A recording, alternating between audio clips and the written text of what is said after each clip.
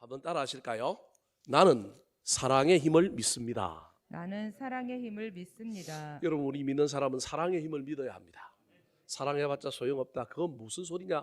그렇게 이야기하면 큰일 납니다. 세상 사람들은 사랑 어디 있냐? 없다. 사랑이 무슨 능력이냐? 무슨 힘이냐?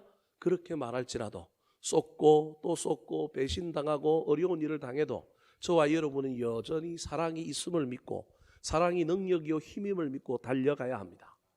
분쟁과 문제가 가득 찼던 고린도 교회를 향하여 사도 바울이 그들의 문제에 대한 하나하나의 해결책을 제시하면서 이제 전체적으로 그 모든 문제를 해결할 수 있는 가장 강력한 은사, 더욱 큰 은사를 사모하라 그러면서 사랑에 대하여 이야기합니다. 그래서 오늘 우리가 읽은 본문인 고린도전서 13장을 사랑장이라 말합니다.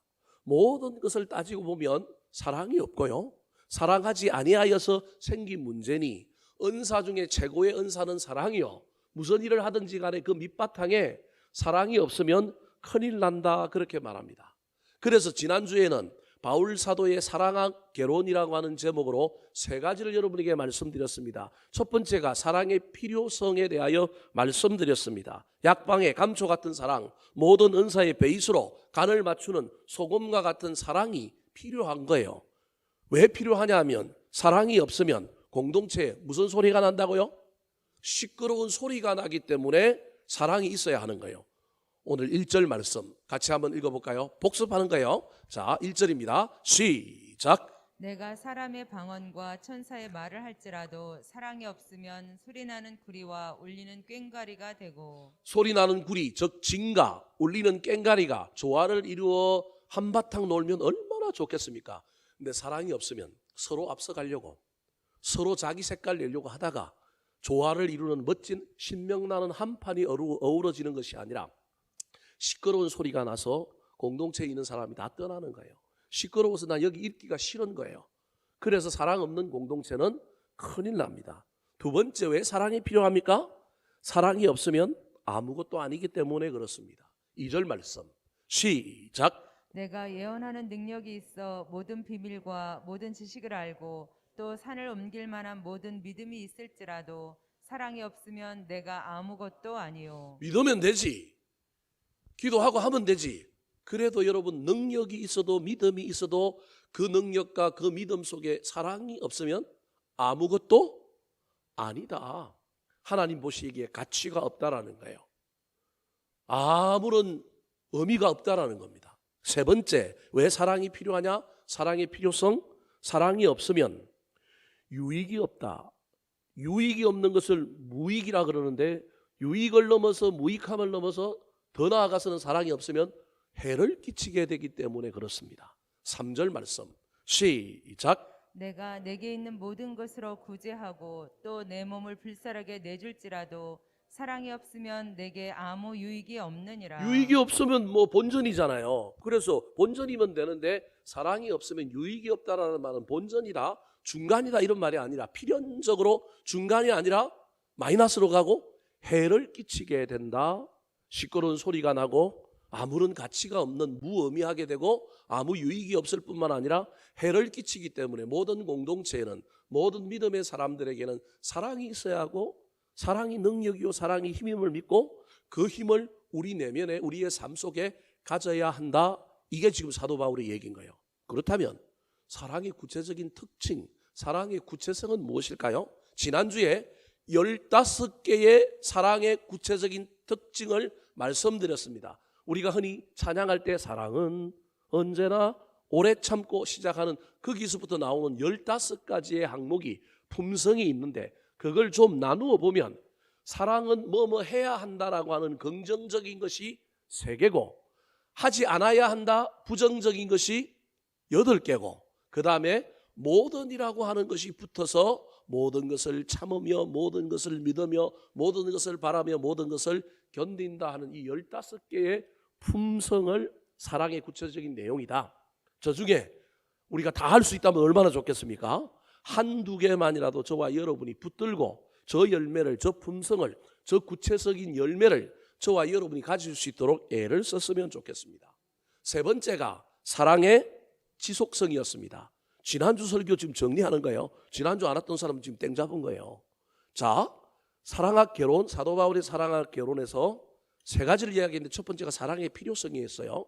사랑이 왜 필요하냐? 사랑이 없으면 공동체에 무슨 소리가 난다고요? 시끄러운 소리가 나고요.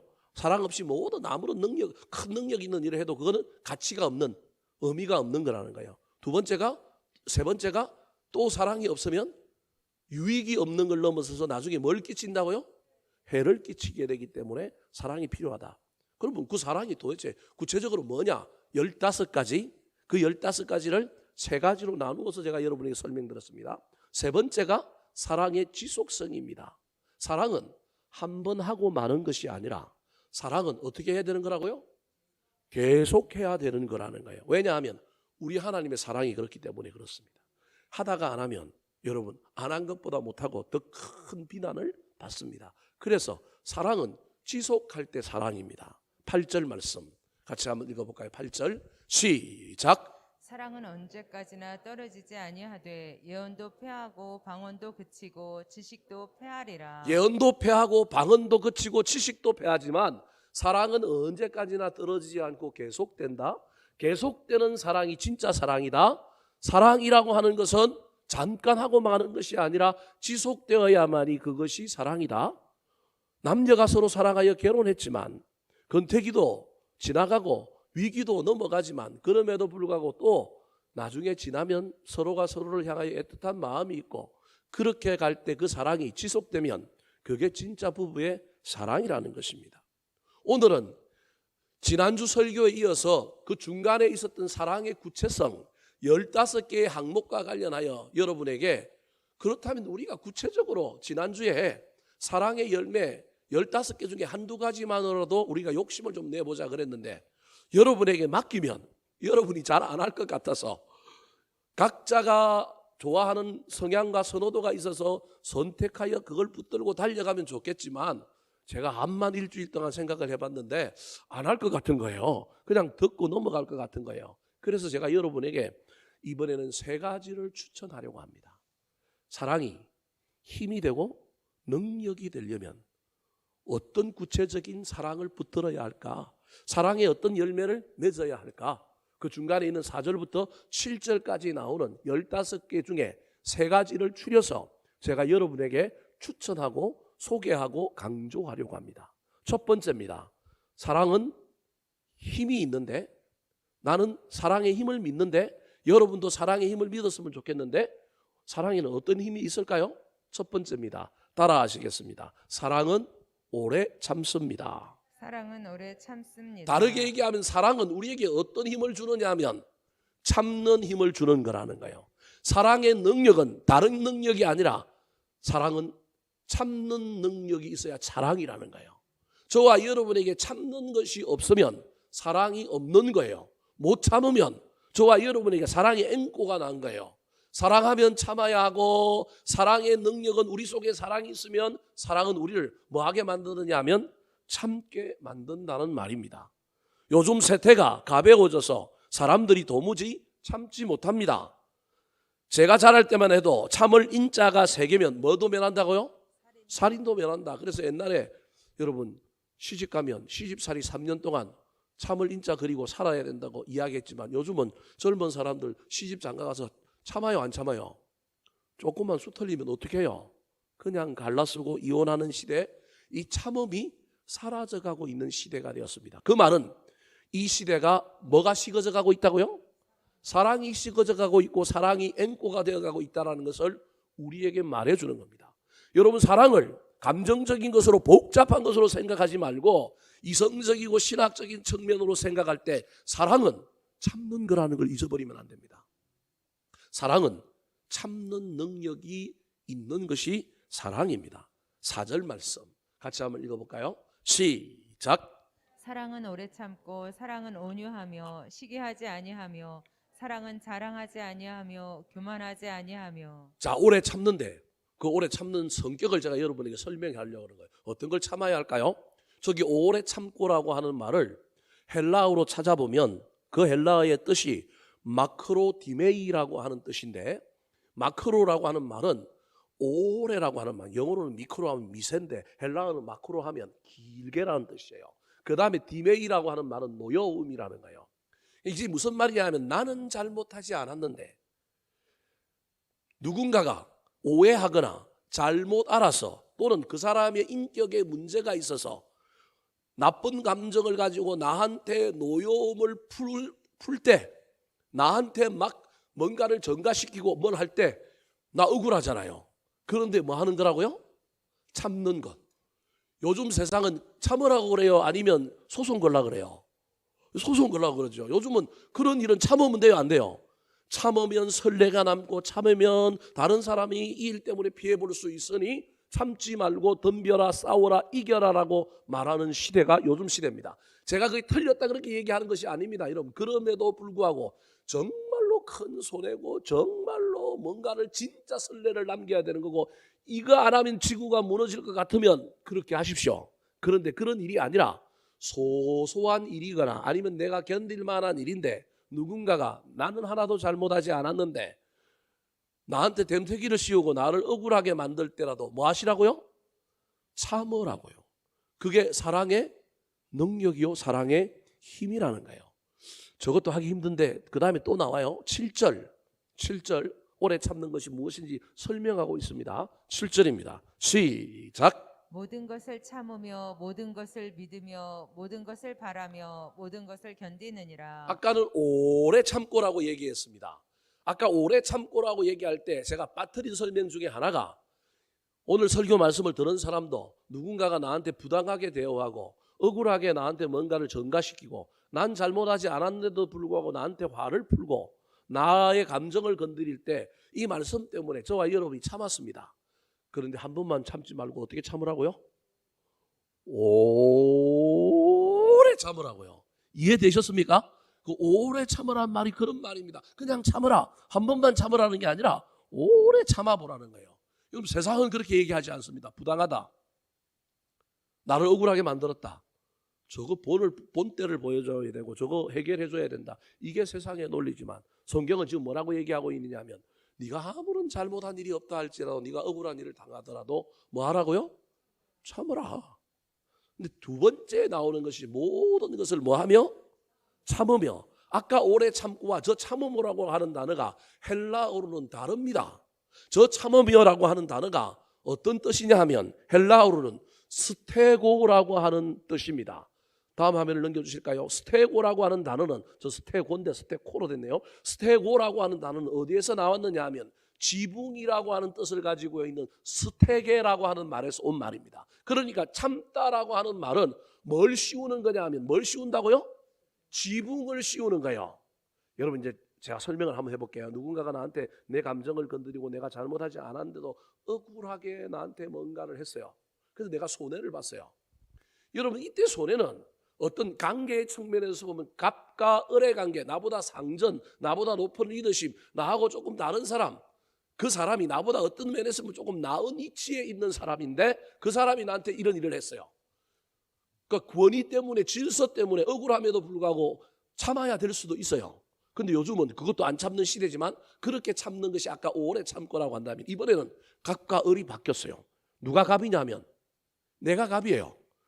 다르게 얘기하면 제가 목사고 우리 최용일 목사님이 부목사인데 부목사가 허물이 있고 문제가 있는데도 불구하고 그것을 모르고 나한테 뒤집어 씌우고 목사가 모른다고 생각하고 막 이상한 짓을 하는 거예요. 우리 최용일 목사 그런 사람 아니에요. 저 양반 진짜 사람이 좋아요. 점잖고 젠틀하고 제가 예를 들은 거예요. 그랬어요. 갑과 을이 바뀌어 있는 거예요.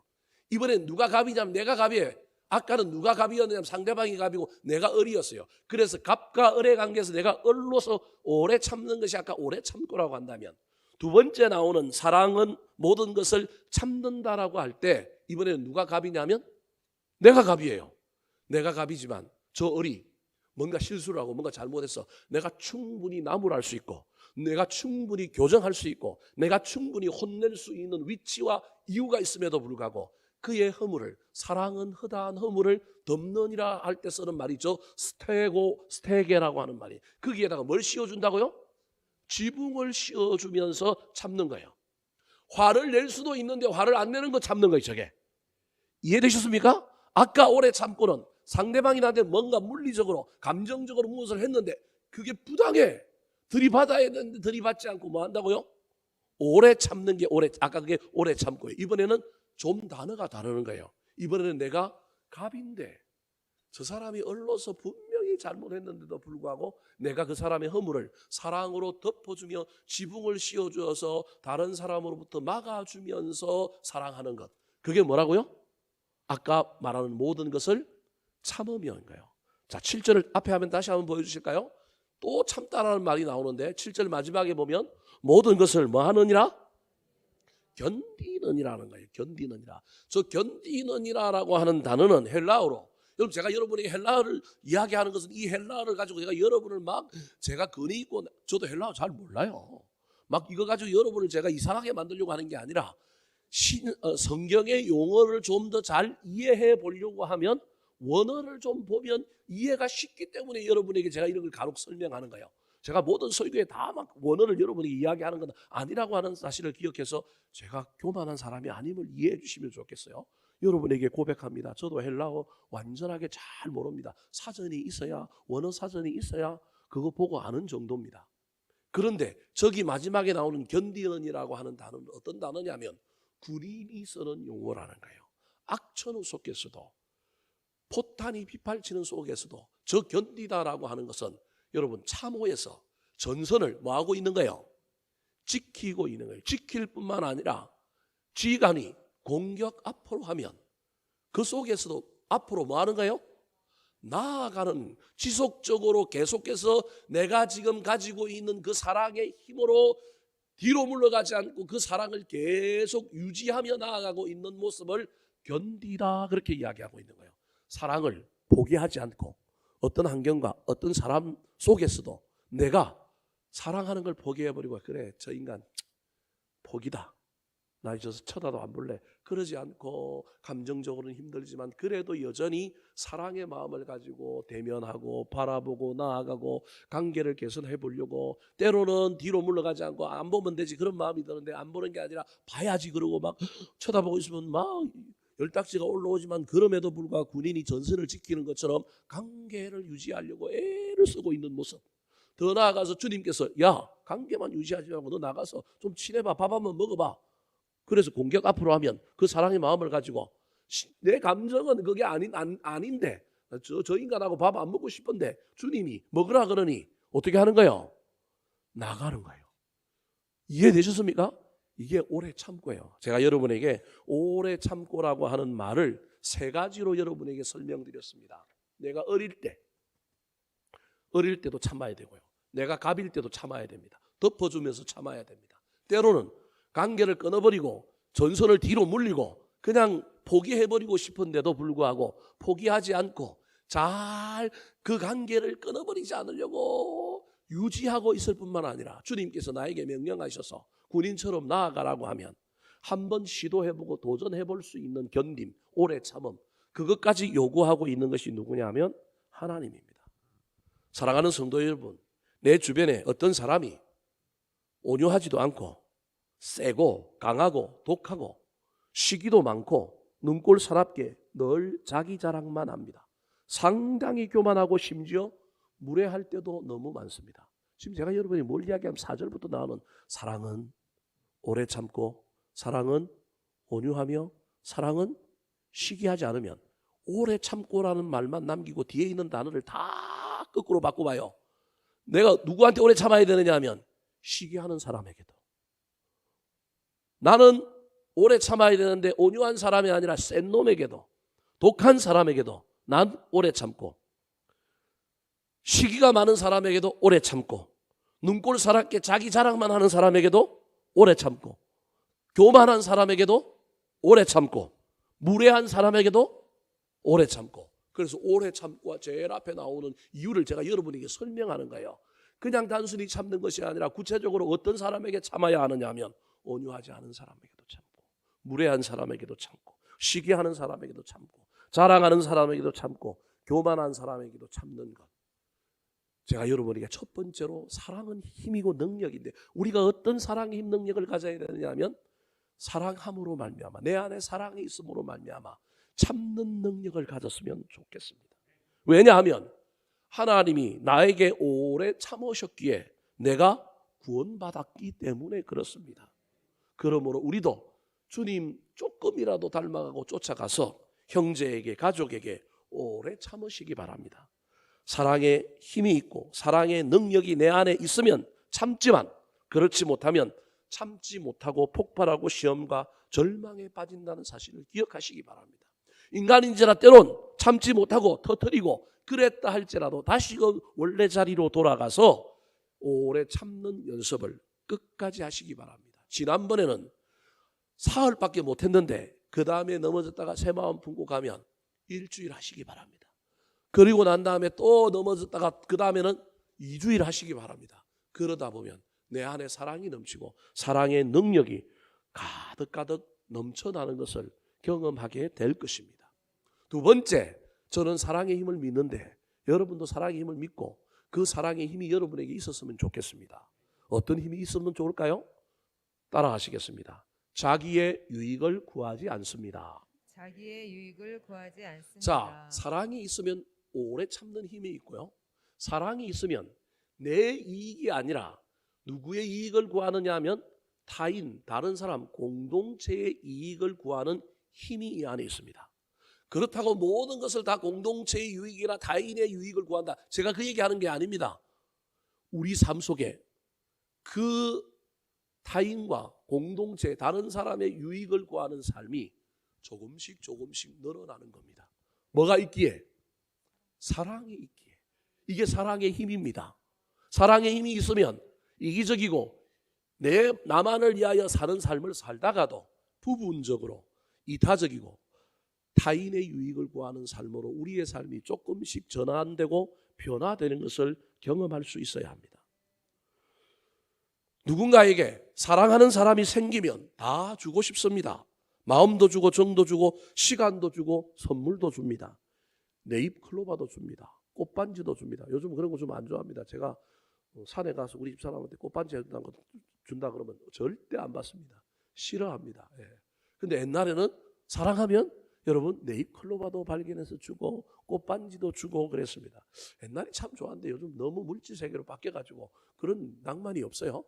어찌되었든 예전이나 지금이나 사랑하는 사람이 생기면 그 사람에게 주는 것이 맞습니다. 물론 받을 때도 있지만 잘 살펴보아야 합니다. 물론 모든 사람이 다 주고받는 것에 하나에 몰입할 수는 없지만 저 사람이 그래도 줄 줄 아는 사람인가, 받기만 하는 사람, 배우자 되면 골치 아픕니다. 때로는 줄 줄도 알아야 합니다. 사람마다 그 퍼센티지가 다르기 때문에 꼭 50대 50이거나 주는 것이 훨씬 더 많아야 된다, 제가 그렇게 말하고 싶지는 않지만 적어도 어떤 사람이 인격적으로 완성된 인격이요, 같이 더불어 함께 살만한 사람이라고 한다면 받기만 하는 것이 아니라 주는 것도 그 사람의 삶 속에 있어야 합니다. 더 좋은 사람은 받는 것보다 뭐 할 수 있는 사람이면 더 좋으냐 하면 줄 수 있으면 좋습니다. 특별히 하나님이 나에게 부자로 주셨고 하나님이 나에게 많은 것을 주셨는데도 하나님이 주신 것에 비례하여 내가 주지 않고 있다면 여러분, 우리 하나님 나중에 계산하실 것입니다. 가능하면 없는 것 제가 주라는 것이 아니라 받은 것에서 줄 수 있는 삶을 살아보려고 애를 쓰시기 바랍니다. 세계 7대 불가사의 가운데 하나로 꼽히는 인도의 타지마할 묘 또는 타지마할 궁전이라고 하는 것이 있습니다. 저도 아직 못 가봤습니다. 저기를 한번 가봐야 되는데, 여러분 33살의 왕비가 죽었어요.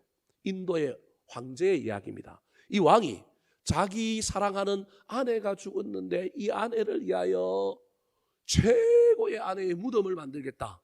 그래서 물론 백성들도 동원하기도 하고 물질도 썼지만 본인이 직접 저기 가서 저 왕궁을 지은 것이 바로 타지마할 묘입니다.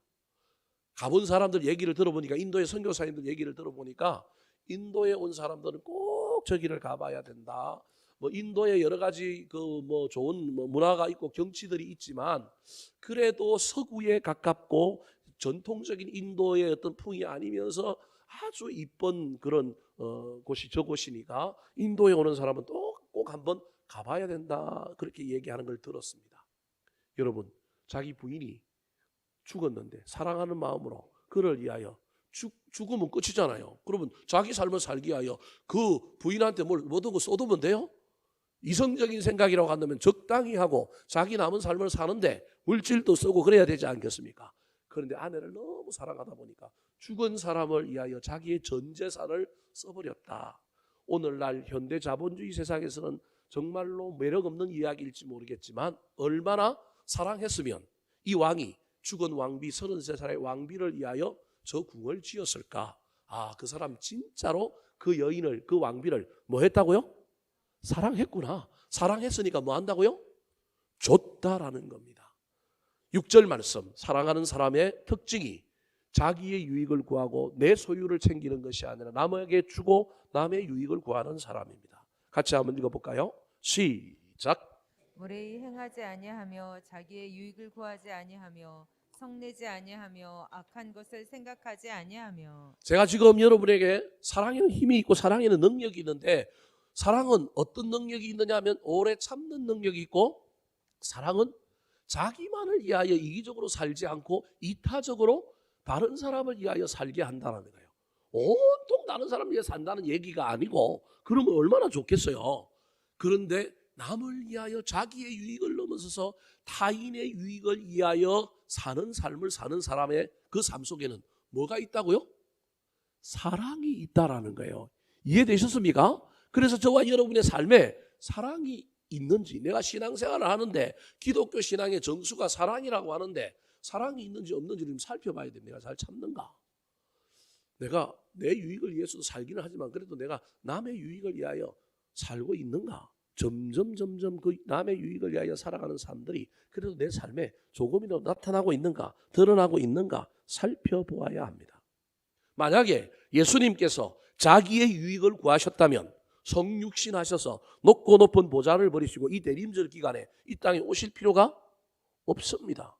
예수님은 자기의 유익을 구하는 것이 아니라 하나님은 이 세상을 사랑하셔서 자기 독생자를 주셨습니다. 이게 자기 유익을 구하는 삶이 아니라 다른 사람의 유익, 온 세상의 유익을 구하는 하나님의 방식이요. 거기에 순종하여 자기를 온전히 버리고 타인을 위하여 우리를 위하여 이 땅에 오신 예수님의 사랑이 바로 자기 유익을 구하는 것이 아니라 타인의 이익을 구하는 삶의 모델인 것입니다.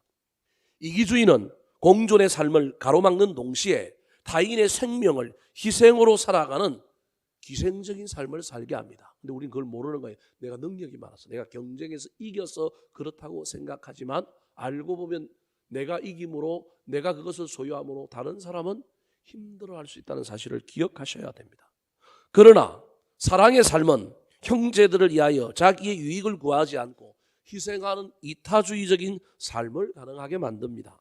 세상에서 자기 유익을 구하지 않는 사랑의 가장 원형, 하나님을 닮은 원형이 누구냐 하면 바로 부모님이요. 그 중에서도 아버지보다는 누구의 사랑이라고요? 어머니의 사랑입니다.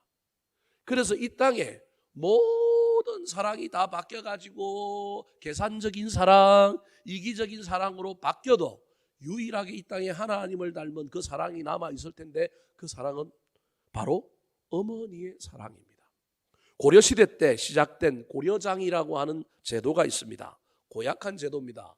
부모를 모시지 않기 위하여 어느 정도 나이가 들면 부모를 지게에 지고 가서 산속에다가 버려두고 오는 겁니다. 그러면 거기서 굶어서 죽게 되고 그냥 고스란히 그냥 장사 지내게 되는 것과 똑같은 거예요. 그것이 이 고려장이라고 하는 제도였습니다. 국가가 이 제도를 만들었고 이걸 또 엄격하게 관리하다 보니까 고려시대에는 고려장의 문화가 참 많았습니다. 그리고 이 고려장이라고 하는 문화가 가능했던 것은 고려시대에는 불교라고 하는 어떤 그 종교가 지배하던 시대다 보니까 불교는 환원이란 말이에요.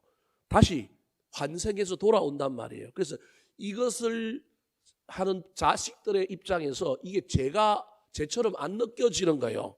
우리 부모님이 내가 고려장함으로 말미암아 나도 나중에 좋은 세상으로 돌아올 거고 우리 부모들도 이번에 이렇게 안타깝게 고려장하지만 나중에 좋은 인생이 될 거다. 순순히 이 고려장에 순응함으로 될 거다라고 하는 종교의 체험과 환상이 그들 가운데 있어서 고려시대에는 이 고려장의 문화가 가득한 거예요. 근데 조선시대는 유교가 들어오면서부터 효를 강조하다 보니 이 고려장이 그대로 유지되지 않고 어떻게 됐을까요? 사라져버린 거예요. 더더구나 죽은 부모님들에게 효도한다고 뭘 지내요? 제사를 지내는 문화가 조선시대에 생겼던 이유가 종교의 영향과 관련이 있는 겁니다. 이 고려시대에 이 고려장 때문에 부모님, 어머님이 아들의 지게에 그냥 올라타고 고려장 당하기 위하여 어디로 가느냐 하면 깊은 산중으로 갑니다. 이 엄마가 혹시나 돌아올까 봐 깊은 산으로 아들이 들어갑니다. 근데 아들이 엄마를 지게에 지고 가는데 갑자기 소리가 이상한 소리가 자꾸 납니다. 그래서 뒤를 돌아보니까 처음에는 무슨 소리냐, 지게가 지나가다가 나무에 부딪히는 소리인가 싶어서 그렇게만 이해하고 가는데 계속 일정한 간격으로 같은 소리가 나길래 쳐다봤더니 어머니가 지게 위에 앉아서 나뭇가지를 하나씩 뭐하고 있는 거예요? 꺾고 있는 거예요. 처음에는 아들이 화가 났어요. 우리 엄마가 저 나뭇가지 꺾은 거 보고 뭐 하려고? 다시 집으로 내려오려고 하는 줄 알았다라는 거예요. 그런데 내려놓고 난 다음에 엄마 왜 저 나뭇가지 꺾었어요? 그랬더니 엄마의 말이 뭐예요? 산은 깊고 네가 나를 고려장 시키려고 너무 깊이 들어와서 날은 저무는데 너 길 잃어버려서 짐승에게 해를 당할까 봐 길 잃어버리지 말고 내려가라고 내가 뭘 꺾어 놓았다고요? 나뭇가지 꺾어 놓았으니 그 꺾어 놓은 걸 잘 보고 내려가면 너는 어둠컴컴한 밤인데도 집에 동물에게 해함을 받지 않고 집에 무사히 갈 것이다. 그 말에 아들이 엄마에 대한 오해, 이 엄마의 사랑에 눈물이 개어가지고 국가가 그만 고려장 하지 않고 데려오는 걸 그만했는데도 불구하고 어머니를 다시금 지게에 지고 집으로 모시고 와서 행복하게 잘 살았다는 이야기가 있습니다. 사랑하는 성도 여러분, 인간은 이기적인 동물입니다. 저도 여기에서 예외가 될 수 없습니다. 그런데 우리가 신앙생활을 하면서 우리의 인격 속에 저와 여러분이 얼마나 이 이기심을 다스리고 낮추고 이타적인 삶을 그래도 살려고 노력하느냐. 여러분 이게 신앙의 영역에서 저와 여러분 훈련입니다. 겸손도 좋고 순종도 좋고 믿음도 좋고 다 좋습니다. 그런데 여러분 저와 여러분의 삶을 객관적으로 잘 살펴봐야 합니다. 내가 이기적인 동물이란 말이에요. 어쩔 수 없어요. 우리 아들, 우리 각시, 우리 남편, 우리라고 하는 테두리 속에 있지만 그럼에도 불구하고 어떻게 하면 이걸 좀 넘어설 거냐? 어떻게 하면 움켜쥐고 소유하는 걸 넘어서서 나누어주고 베풀 거냐? 여러분 이게 중요합니다. 왜냐하면 이게 사랑의 모습이기 때문에 그렇습니다. 사랑은 우리 하나님의 사랑은 주는 거거든요. 우리 하나님의 사랑은 자기 유익이 아니라 우리 인간의 유익이란 말이에요. 이게 신앙이라니까요. 저와 여러분이 하나님을 믿는데 하나님은 주시는 분이요. 하나님은 자기 유익이 아니라 우리의 유익을 구하는 거고 자기 자존심이 상해도 끝까지 참는 분인데 우리가 그분을 믿는다고 하는데 예배드리고 뭐 하기는 하는데 그걸 가지고 자꾸 믿음을 신앙을 퉁치지 마시고 정말로 우리의 삶에 그 주님의 사랑이 들어와 있다면 내가 주님 사랑받아서 구원받았다고 한다면 그 사랑이 내 마음속에 있는 거잖아요. 그럼 그 사랑이 힘이 되고 능력이 되어서 내 삶에 나타나야 되는데 받은 사랑이 구원의 그 사랑이 내 안에 있다면 나는 참아야 하고 나는 내 이익이 아니라 자기 이익이 아니라 타인의 이익을 뭐 하는 사람이어야 돼요? 구하는 사람이어야 하지 않겠습니까? 사랑하는 성도 여러분, 세상이 사랑이 없다고 난립니다. 그리고 점점 사랑이 식어갑니다. 그럼에도 불구하고 여러분 이 땅에 부모의 사랑이 어떤 상황과 간격 속에 어미의 사랑이 남아 있어야 하는 것처럼 우리 모두가 다는 아닐지라도 그래도 다른 종교와 달리 우리 기독교는 사랑이 있어야 합니다. 주는 사랑, 나를 넘어서는 사랑, 이기적인 사랑이 아니라 이타적인 사랑이 있어야 합니다. 새 찬송가 503장에 보면 세상 모두 사랑 없어라고 하는 찬양이 있습니다. 1절 가사가 세상 모두 사랑 없어 냉랭함을 아느냐 곳곳마다 사랑 없어 탄식 소리뿐이네 악을 선케 만들고 모든 소망 이루는 사랑 얻기 위하여 저들 오래 참았네. 사랑 없는 까닭에 사랑 얻기 위하여 저들 오래 참았네. 지금 세상 사람들은요 사랑 없는 세상에 자기들도 사랑이 없으면서도 여전히 사랑받고 싶어서 지금 사랑을 바라보면서 오래 뭐하고 있다고요? 참고 있다고요. 참으면서 누굴 쳐다보고 있다고요? 교회 욕하고 예수 믿는 사람 손가락질 하지만 그래도 저 사람들에게는 뭐가 있을 것이다? 사랑이 있을 것이다. 세상 다 사랑이 없어도 저 사람들에게는 사랑이 있을 것이다.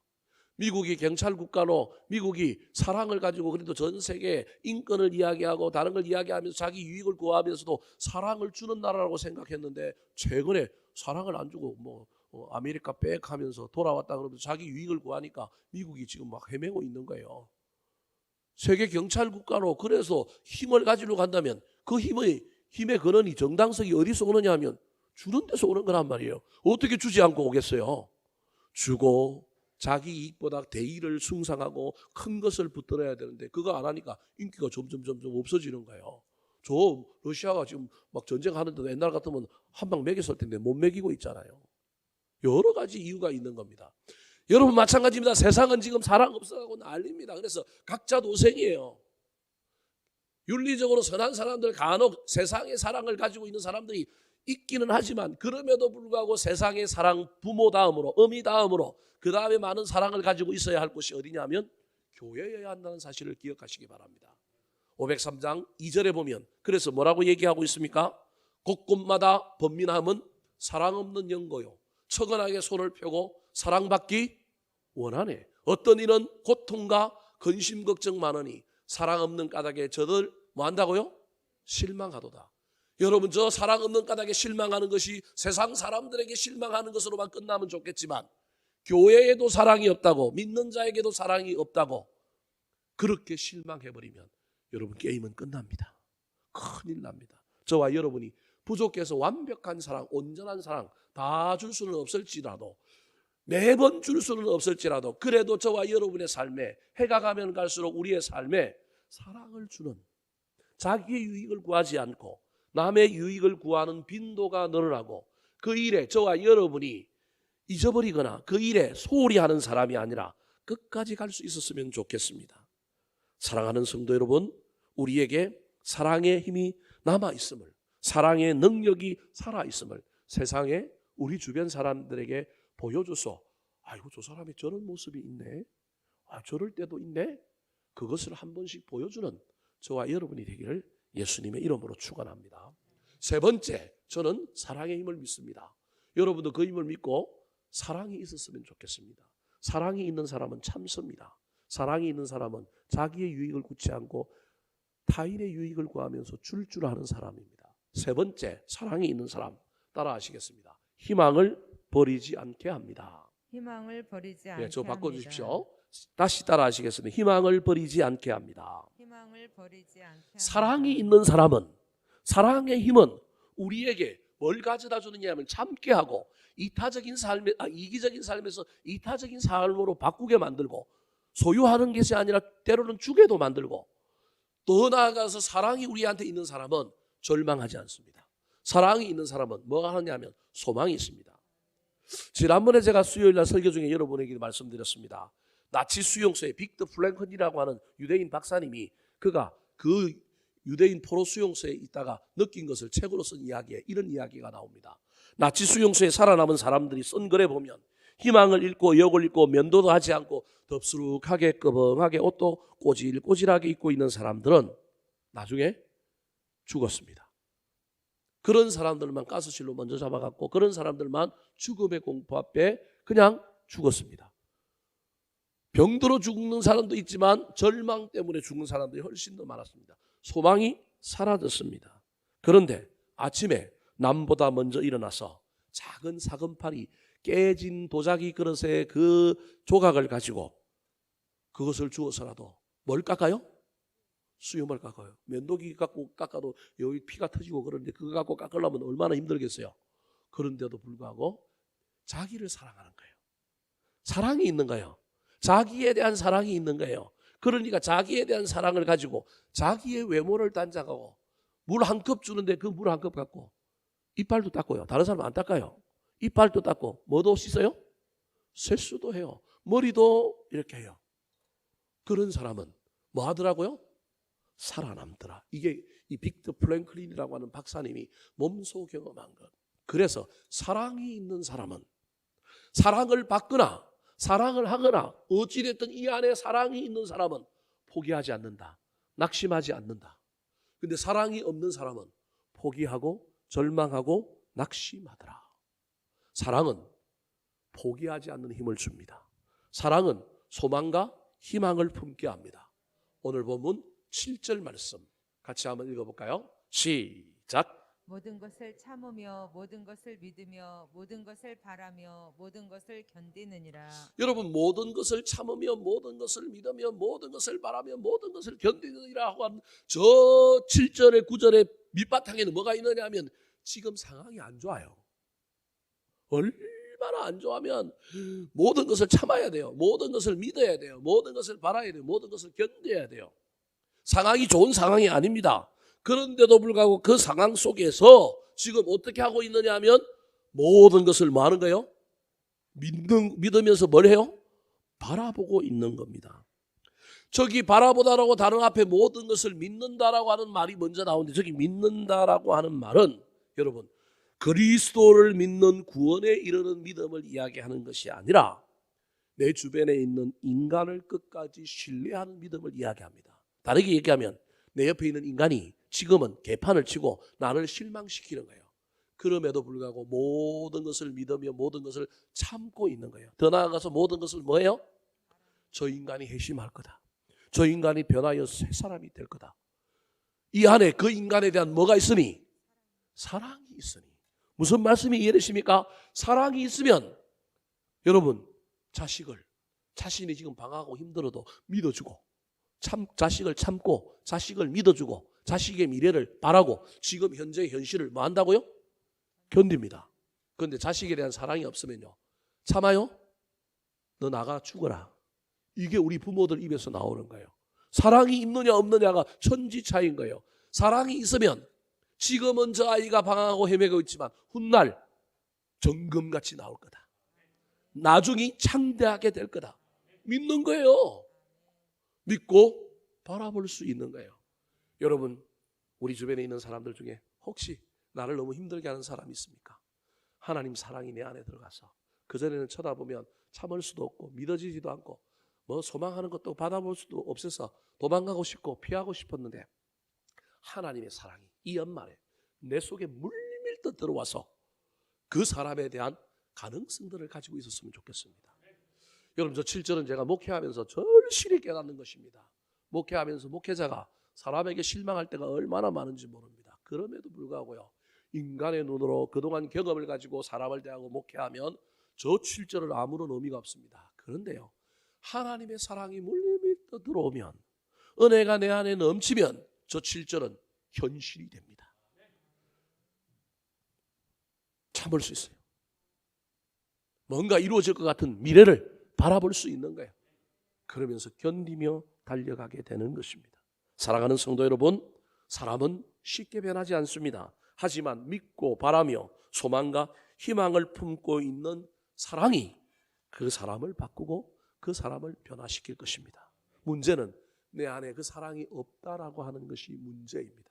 그래서 저와 여러분은 주님께로부터 사랑을 받아야 하고 하나님의 사랑이 내 안에 넘쳐야만이 내가 공동체를, 어떤 사람을 참고 믿고 바라고 견딜 수 있게 될 뿐만 아니라 그 사랑이 그 사람을, 그 공동체를 놀랍게 변화시키는 것을 저와 여러분이 보게 될 것입니다. 너무 현실 때문에, 너무 보이는 것 때문에 낙심하지 마시기 바랍니다. 끝까지 여러분 선을 베푸시기 바랍니다. 갈라디아서 6장 9절 말씀 나와라. 6장 9절입니다. 없어요? 예, 없대요. 제가 읽어드리겠습니다. 우리가 선을 행하되 낙심하지 말지니 피곤하지 아니하면 때가 이름에 거두리라.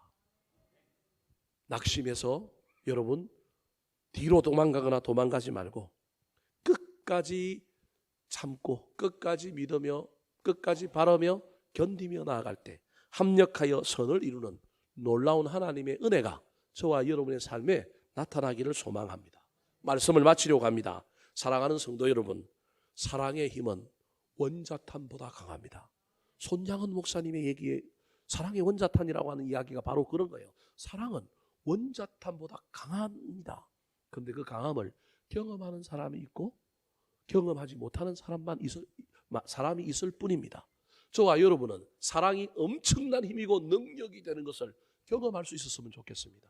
그 사랑이 내 안에 가득해서 참을 수 있고, 그 사랑이 내 안에 가득해서 이기적인 삶이 아니라 이타적인 삶으로 나누어줄 수 있고, 그 사랑이 내 안에 가득해서 그 사람이 지금 개판을 치고 있고 상황이 녹록지 않음에도 불구하고 나는 참고 믿고 바라고 견디어 나아감으로 말미암아 그 사랑이 상황을 바꾸고 사람을 바꾸고 공동체를 바꾸는 놀라운 일들이 일어나는 것을 경험하는 저와 여러분 되기를 예수님의 이름으로 축원합니다. 한번 따라 하실까요? 나는 사랑의 힘을 믿습니다. 나는 사랑의 힘을 믿습니다. 사랑은 오래 참습니다. 사랑은 오래 참습니다. 자기의 유익을 구하지 않습니다. 자기의 유익을 구하지 않습니다. 희망을 버리지 않게 합니다. 희망을 버리지 않게 합니다.